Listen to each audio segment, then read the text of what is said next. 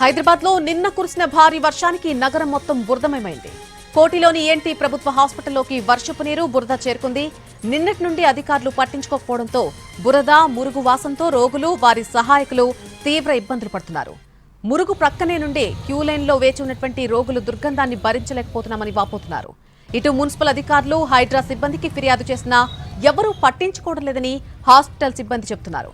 రోగాలు నయం చేసుకునేది పోయి మరిన్ని రోగాల బారిన పడే పరిస్థితి నెలకొందని పేషెంట్లు ఆగ్రహం వ్యక్తం చేస్తున్నారు. ఇకనైనా అధికారులు వెంటనే స్పందించి వర్షం కారణంగా వచ్చినటువంటి మురుగు బురద తొలగించాలని కోరుతున్నారు.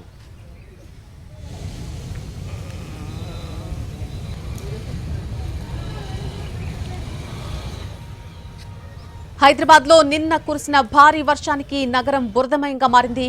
కోటిలోని ENT ప్రభుత్వ హాస్పిటల్లోకి వర్షపు నీరు బురద చేరుకుంది. నిన్నటి నుండి అధికారులు పట్టించుకోకపోవడంతో బురద మురుగు వాసంతో అక్కడ రోగులు వారి సహాయకులు తీవ్ర ఇబ్బందులు పడుతున్నారు.